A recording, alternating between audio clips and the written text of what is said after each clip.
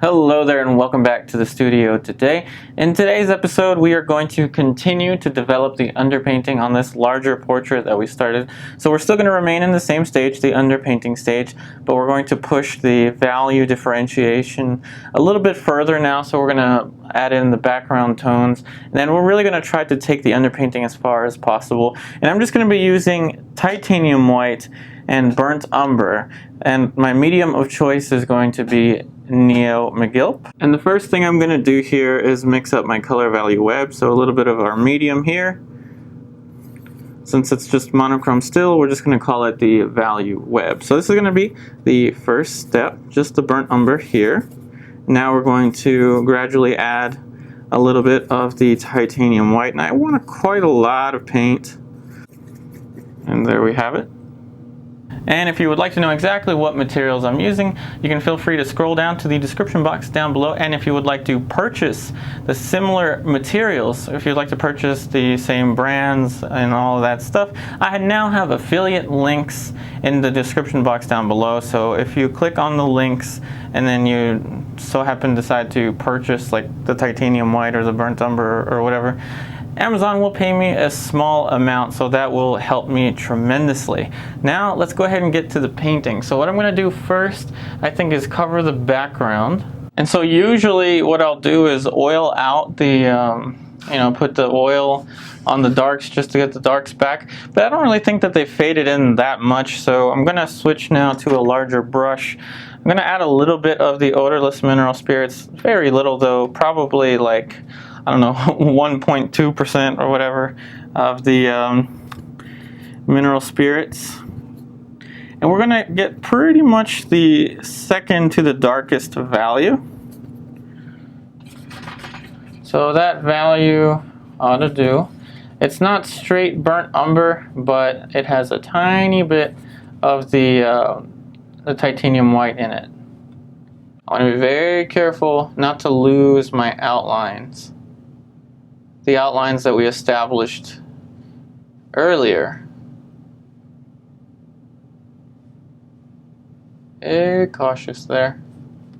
Now I realize that the hair is going to kind of disappear with the introduction of this value. So let's go ahead and test out a little bit of a darker value for the hair. And so with a clean and dry brush, we're going to adjust the burnt umber. Like I said, I'm going to be using a lot of paint. A little bit of our medium. And now with the background color brush. So this is going to be how we juggle values.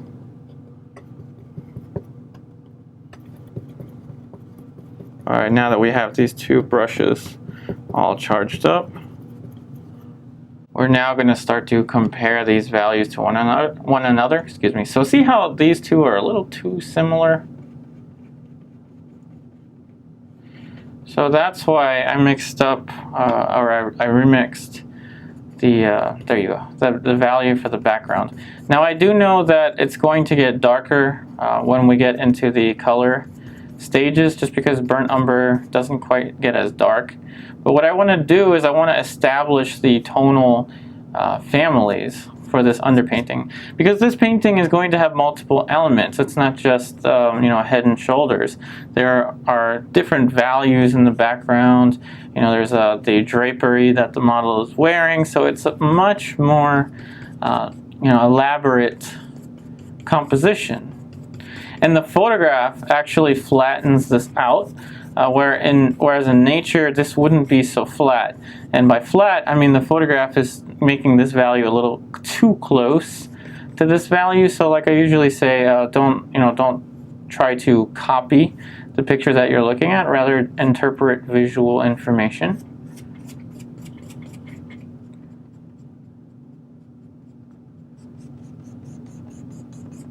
So once I get the cleanest division that I possibly can between these two shapes, I'll go ahead and cover the rest of this dark area, just so I don't put too much repetition in the footage.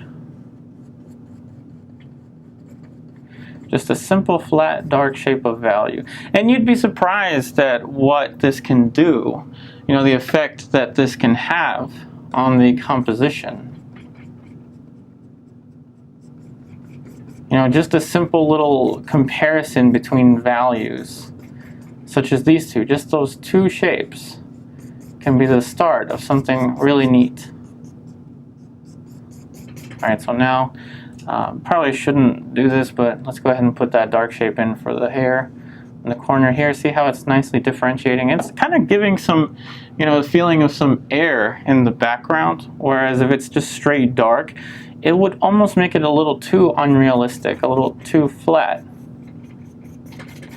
Alright, so I think now that the differentiation between this shape and this shape and this shape is now pretty clean and clear. I like the way that it kind of brings more light and a feeling of atmosphere to these light shapes over here. So I'm going to go ahead and cover the rest of this dark shape. And now that we have that shape all covered, I'm going to go ahead and start to observe and relate the other shapes of values. So the hair is still dry, the hair is still in the first pass, or the first layer. So I think I'm going to have to push some of these values. So I'm going to relate the hair, the shape of the hair, to the dark of the shirt, and I'm also going to relate to this portion of the background. So the composition is split up in between various different elements, and again we're going to be following the classical technique, and I'm doing some formal writing on this, on what I'm going to call Yupari's classical technique. And this is the first stage, the underpainting stage, and we're trying to get ready for the second stage, which will be the local color stage. And don't worry, I'm going to clarify all of that much more in the future. But the idea is to have a technique written down for both classical painting and alla prima painting, so that we have a much more concise set of steps so that we can be a little bit more organized. So I can tell that the hair here can get a little bit darker, and this is going to be lighter, but it's going to be very similar to this value. So I'm going to be comparing this value to this one, this value to this one, and pretty much comparing them all against one another. So let's go ahead and get to that. So I have 3 brushes right now going on, so for different values and for different purposes. So it's important to have bristle brushes for this stage. I cannot emphasize enough the importance of bristle brushes for this. Alright, so now let's see here. So I'm going to establish this darkest point, or this darkest shape. Okay, so now this shape is going to be where, that's going to be the darkest dark. And since we're working with a very compressed value range, remember burnt umber does not get as dark as, say, ultramarine blue or ivory black, of course. So it's a very nice thing to limit the value range. So we do as much as we can, in the underpainting stage with the compressed tonal range. And then when you get into the entire, values range, when you get to the entire value spectrum in the color stages, you will be able to add much more nuance to your shapes. So I think that's pretty good. So this is dark. Okay, this is darker than this shape, but this shape is darker than this shape. So that's how we are relating the shapes. So now what I'm going to do is, with the larger brush, I really should use a different brush for this. So we're going to have this lighter brush here.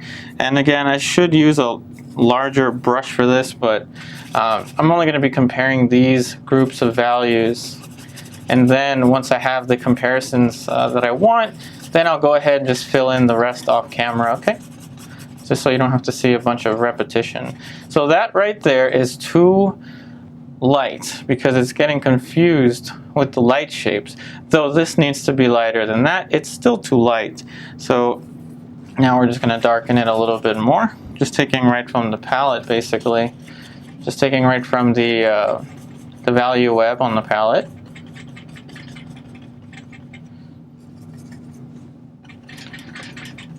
So I'm going to be very cautious about these shapes. And again, this is a very classical way of approaching this problem, the problem of value. by doing it first in monochrome, instead of having to worry too much about trying to mix up the right color, the right value all at once. Though that's a lot of fun, and we're going to definitely get into that. Actually, that's what we did yesterday with the portrait of the German Shepherd that we painted yesterday. That was in the alla prima technique, which I tend to consider the alla prima technique more of the Fast and Furious way of creating a painting, which is a whole lot of fun. Don't get me wrong. And like I said, there are so many ways to approach creating a painting. Alright, sorry about the squeaking of the easel. I'm going to try to apply a less forceful brush stroke. There we go. So it doesn't squeak as much. Alright, so now I have the comparisons that I want. So, you know, this shape is darker than this shape is darker than this shape is darker than these shapes, more or less. So now I have the relationships that I want between these values. And of course, as you're seeing on the photo reference, there is a little bit of a darker shape here. So again, there's going to be a darker shape here that I'm painting in, but it's not going to be as dark as this shape there. So this is how you work with value. So this is how you juggle values, basically. It is kind of like juggling, right? You're juggling several things at once. But it's much more simple to do this in monochrome, especially, you know, if you're working on it on a composition that's more elaborate, or a composition that has more elements to it. So let's go ahead and put in this shape. And I think I should put this shape in. So I'm going to relate this one to this one, and then we're going to keep relating these shapes. And then once I have those relationships established, then I'll go ahead and just basically cover the rest. Okay, so that's getting too dark. There we go. And another thing, another little tip with the underpainting stage, you want to keep your edges really, really soft. It's easier to sharpen the edges as you go, as you increase the number of layers, but it's not so easy to soften them. So right now, see how I'm letting the brush strokes kind of blend? That's how we can, you know, soften.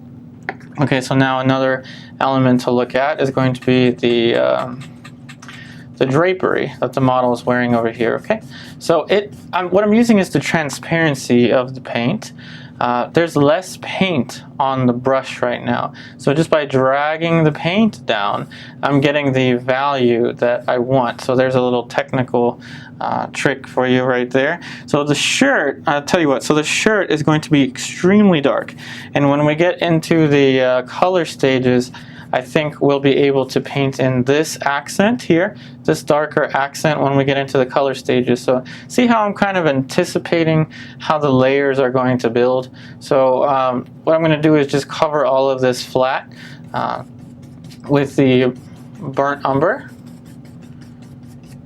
See that? And now let's just go ahead and continue to hone in on these shapes. And then once they're at a certain point, I think that I'll just cover the rest of this.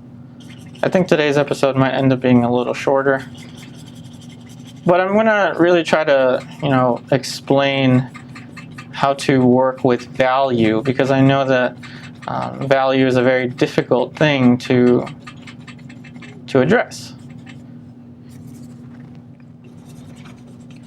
And like I said, I want to, so I'm doing formal writing on this technique, and I'm going to hopefully have a book out, you know, about the technique, or I shouldn't say hopefully, I should say I will have a book out, you know, with these techniques, with the classical and then the alla prima. But not only that, I want to sell, or I want to provide you with more self-teaching exercises, which all of that is still in the works. Alright, so now I'm pretty happy with these value relationships. Now I know that I still need to cover this little area for the hair. You know, there's going to be a couple more values there, but this is essentially how we're going to be balancing these shapes of value. So I'm just going to go ahead and cover all of this now all of this, and then the rest of the hair. Alright, now that we have these larger shapes of value painted in, we're going to continue to subdivide these areas of value for the drapery down here. So let's go ahead and return to the value web on the palette. So as you can tell, we're kind of lingering in this area here in the upper region of the painting in terms of the relative values, but now we're going to go into a different zone. So we're probably going to stick somewhere around this area with the lights. So I'm going to go ahead and designate this, well, I guess this is now a halftone brush. So I'm going to designate this a halftone brush. Now I think I'm going to start off with this value and then work my way this way and then work my way that way with different brushes. Now just bear in mind that the camera is at an angle, not only away from the canvas in this direction, but it's also pointing downwards. So now let's go ahead and start to put in these values. So I'm going to relate this value, even though you can't really see it right now, I'm going to relate this value to the the flesh tones up above, but I can also just relate it simply to this value, so I'm going to just do that instead. So I'm going to relate this one to this one, so this one needs to be a little bit lighter than this one. And like I said, you want to keep your edges relatively soft with the underpainting, so this is one way to do it, okay? So with just a clean and dry synthetic brush, just soften these edges here. So that takes care of that edge. And so now the drapery is going to change direction as we move onwards in this direction here. So let's paint in this little shape here. Alright, so now with the halftone brush, or I think that was the halftone brush, but I don't know. There should be a darker value on this brush. So yes, there is a darker value on this brush. And let's get another brush. Hopefully this one has another darker value. There we go. Now you can see how much faster we can move just by switching between these brushes here. And so now this is going to be a little tricky because this area of the drapery is very similar in value to the flesh tones. The value is very, very similar, and I'm not going to try to push the differences between them if I don't see them. So I'm going to leave that as it is, and then there's a lighter plane underneath of here. See how I'm moving very quickly just by switching between brushes? Saves you a lot of time. And you know, I think it needs to get lighter. This area in particular needs to get lighter. So we'll just make it lighter. There we go. And with the underpainting, it doesn't have to be perfect. You know, the shapes don't have to be exactly, 100%. Because with each stage in this technique, each layer will continue to build onto the information that was gathered in the previous layer.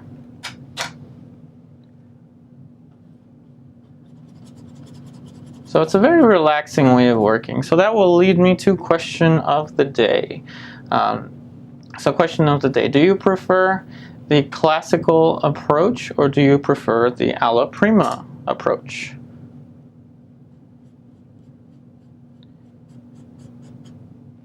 I like a little bit of both, to be honest. I like using alla prima to create paintings with certain, like effects, like very loose and organic brush strokes that you wouldn't really get.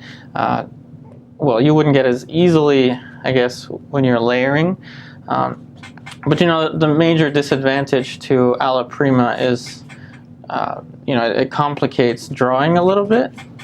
Whereas in classical, in this approach, drawing is always being, kind of enforced with each one of these steps. But anyway, I'm getting out of hand here. I'm talking about something that I don't need to talk about. So now, right now, with these planes, I'm making the decision, am I going to paint it exactly like I see it? It's kind of an oval, right? But it's not a perfect oval. I think that's because there's a pillow, there's a cushion underneath here. So do I want to force the cushion shape in this, or do I want to just keep it, I don't know, like a lemon shape? I think I'll just make it a little more round. Yeah, there we go, something like that. And now we'll just fill in with this darker shape in here. See how we're able to move so quickly? I'm always amazed at how fast you can move in the underpainting when you have designated values on your brushes. Basically a brush per value.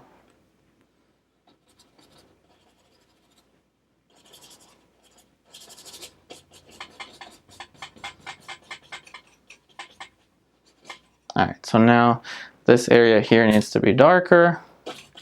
So how about we do this, okay? We'll use this brush here, cover all of this entirely. Right? And switch to this one.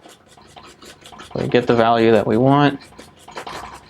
Really fast and simple. That ought to cover that. Now we'll just cover up the rest over here. I'm just going to continue to cover this little patch. Alright, so now that we have covered the major zones of value on our composition, we can now take that off the checklist. So that means that we now have our composition, so the composition in the abstract. We have our basic block-in, that is, we have now established the major proportions. And now we have the tonal arrangement all laid out. So what does that mean? That means we are now done with this stage. So we have completed the underpainting stage in this process. The next stage is going to be the local color stage. And even though I'm calling them stages, it doesn't necessarily mean layers. You can have multiple layers within each stage. And remember, I'm going to be guiding you through the classical technique in a much more clear and concise way, because I am doing some formal writing, so we can have a much more concise method to follow. That being said, always remember, in a world that can be so negative, be the spark that ignites positivity amongst all of us. I really do hope that today's video helps you out. I really hope that these episodes are providing something positive to your everyday life. And I'll be back again with our next episode tomorrow.